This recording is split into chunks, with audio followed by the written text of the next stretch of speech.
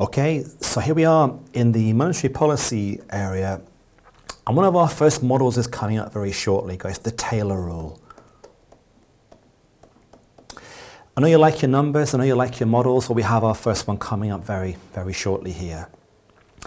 So when we talk about monetary policy, I guess we've got the two main things to think about here. In the old days, it was, I guess, a lot more about interest rates. And the Taylor rule that's coming up very shortly, I think you've seen that at level 2 before, that's one of the main ideas here is to set here the short-term interest rate target. Now, set a short-term interest rate target. And one of the things, I guess, with interest rates here, of course, it has to handle two things. On the one hand, the idea of handling inflation. So one of the drivers about this is if inflation is ramping away, you end up increasing interest rates in this way, but also the idea of GDP growth. And to encourage growth, you have to have low interest rates. So this idea of having a neutral rate is coming up. And the Taylor rule is all that idea of what adjustment do we need to the risk neutral rate. So it's an idea of setting a short-term interest rate target coming up very shortly. As well as that, we have the money supply. We've talked last time around about quantitative easing, about stimulating the economy. And if interest rates are so low, that's going to be our main way of managing to do this. And if we have this area of declining prices, the slides have a bit of a warning for us here. What would you do? Do you kind of do nothing at all? You wait for the price to fall? That could have a very damaging effect here.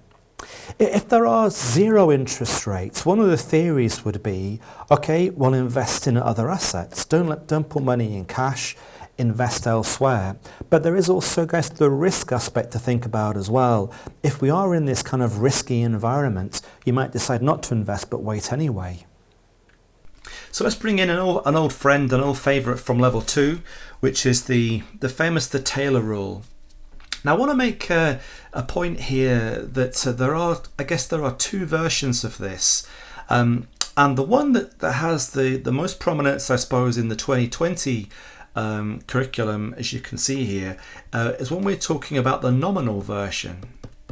However, later in the same section, just before it finishes, they do go back to the old favourite of working in real terms. So I'm going to cover both and make sure that you're okay with them.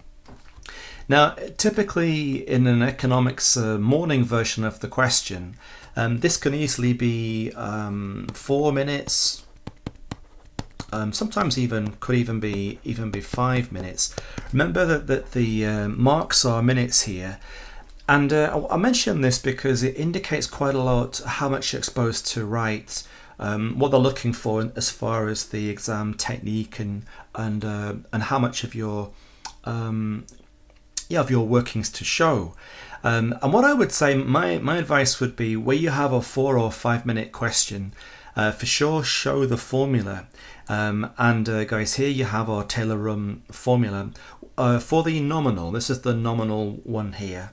So in the examiner's going to call them a model answer.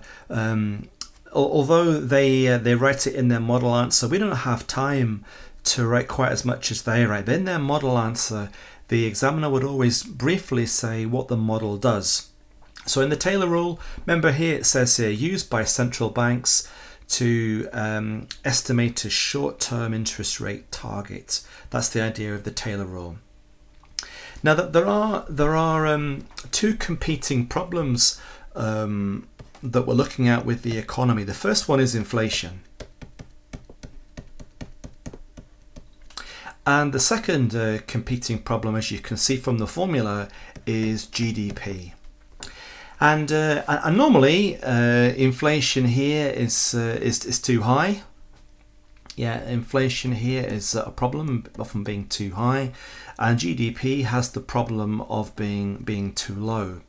And the whole idea of the Taylor rule, I guess, is to come up with some sort of a balance. Which direction do we set interest rates? Now, if inflation was more of a problem than GDP, remember the remedy for inflation, of course, guys, is to raise rates. That's the interest rate idea, to slow down the economy.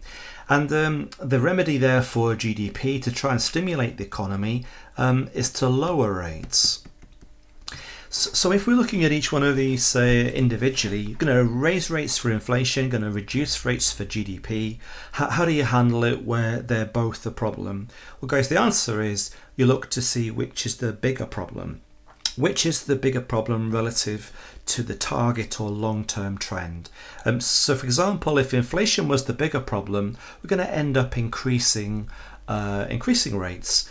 If GDP is the bigger problem, we're going to end up reducing rates. So let's bring in the risk neutral rate first. Now, the risk neutral rate, as it suggests, is neutral to both inflation and GDP. And the whole purpose of the Taylor rule is to calculate some kind of an adjustment. So the calc we're going to do, think of it like some kind of an adjustment, which we are going to add on to the risk neutral rate. Now, because we're working in nominal terms, then we do also add on inflation too. So these two numbers here make the risk neutral policy, if you like, policy neutral rate here. They make that a nominal number. As I mentioned a moment ago, there is also the real version, and in the real version, the only difference is we won't need that inflation added on at all. Okay, so let's have a look at the formula. You can see that the weights for the inflation issue and the weights for GDP, they're going to be 50-50. And what you're looking for in the question here will be the long-term trend, more like the long-term trend or target, and to see how far away they are from the target. And our output from this will be a short-term interest rate target. Got some numbers to show you here. So in these Taylor rule questions I mentioned, there's certainly a calc involved. And the first part of a morning question show that formula. Let's look at some numbers then. So here is our, and they call this rate here, guys, the short-term neutral, often calling it a policy rate. And that rate here is 3%. Now remember that if we're working on a nominal version of this, then we do need to add in the inflation target as well. And that's firstly our neutral rate of 3, and then there is the inflation target, and that turns this neutral rate, I guess, guys, it turns it into a nominal number. As I mentioned before, also in the end of this example in the curriculum, they also do have a real terms example. And if it is in real terms, then you say, well, we've got a real short-term neutral rate here, and there's no need for that inflation adjustment, and everything else would be just as it is, just purely the same as it is above. So if we are working in nominal terms, that's new for 2020, a bit more prominence, but just bear in mind they could also stick with the older version that's still in the book as well.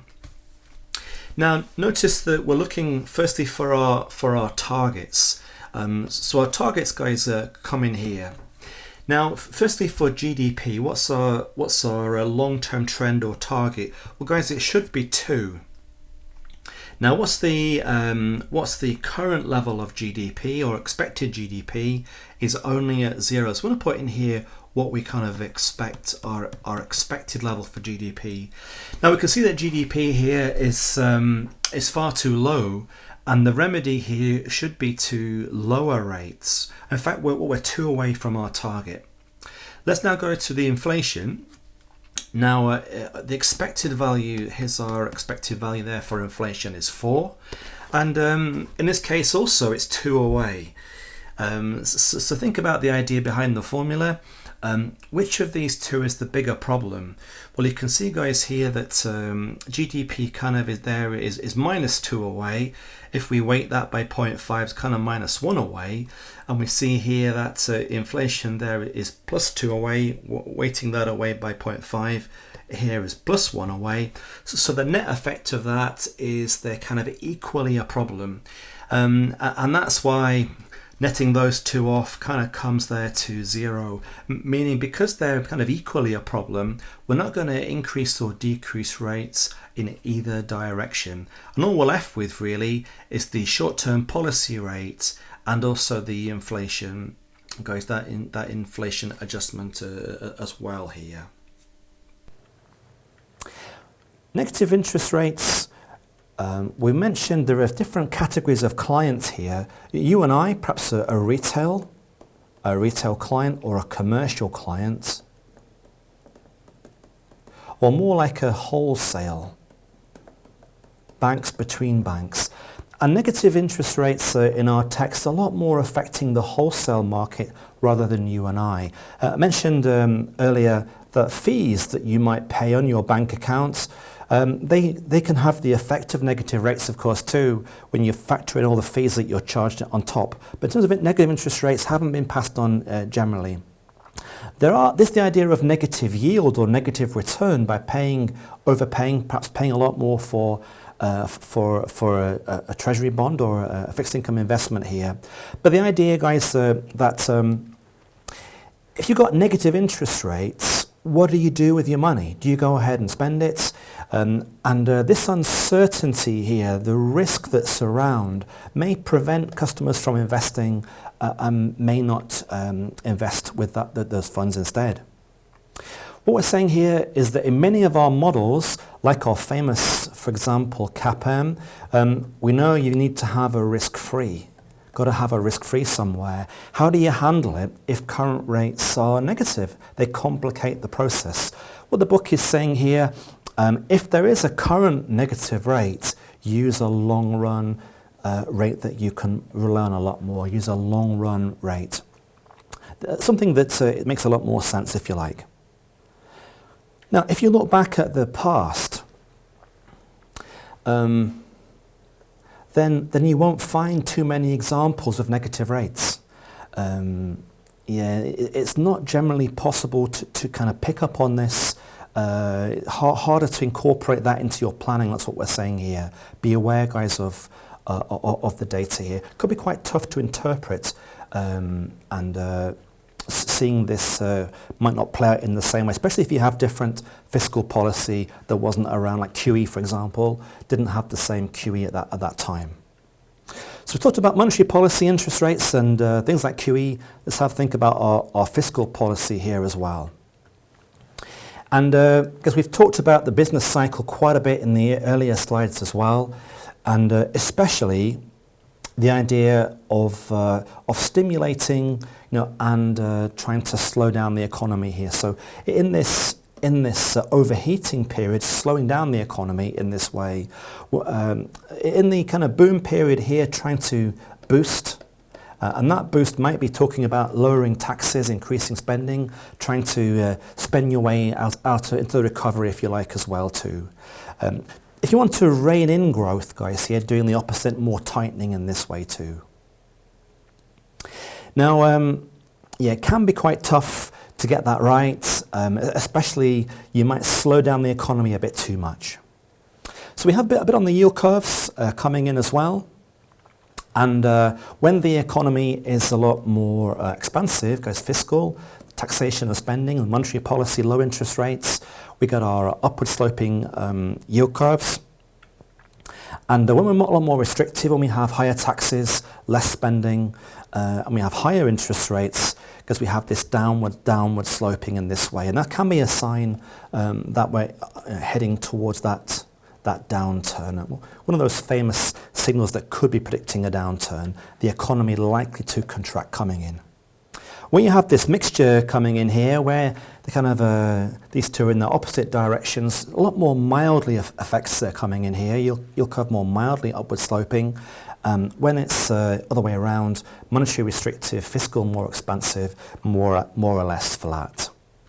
Okay guys, so the chapter finishes here with a little bit on our international aspects too, and the chapter talks about the G7 countries. US, UK, Germany, France, Italy, Japan and Canada are coming in here. And what they're saying here is that the larger you are, the more diversified you are from what's happening around the world. And the larger you are, the more protected you are from your own wider range of activities, if you like. But the smaller you are, the more kind of emerging or developing, you can be a lot more affected. However, of course, the level of macroeconomic linkages is increasing.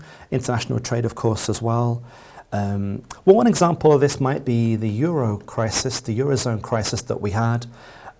If you perhaps were an exporter here to the Eurozone, Euro currency declining as well, exports became more expensive for the Eurozone. So there's a lot more linkage around the world, more and more with international trade as well. Now, they mention a little bit here about, a little bit from level 1 guys here, our net exports, where we have our exports minus our imports, our net private saving guys, so savings minus our investments by firms, government surplus as well, taxation minus our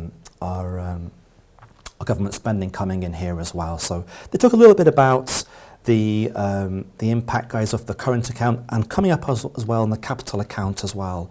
And what they're bringing out here, bringing out the ideas, perhaps countries firstly that try and peg their currency value perhaps to another country in this way, that linkage in this way, then you are linking yourself to the policies of that country, but you have that peg. And this idea of interest rate differentials is coming in very shortly as well, with our interest rate parity coming up very shortly. And also, guys, the carry trade is coming up very shortly as well too. This idea of interest rate differentials, going to have a look at in more detail. So if there's no currency peg, if you're more kind of floating out there, then we're thinking about the impact of interest rates having a big impact coming in too. Now, this idea of interest rates is picked up, guys, here with our carry trades coming in. So the relative level of interest rates, and going to have a look at other ideas coming in, like our purchasing power parity, relative levels of inflation coming in very shortly as well too. One of the main themes, though, here is that an investor looks to optimize their rate locally. The investor looks to optimize their local rates in real terms.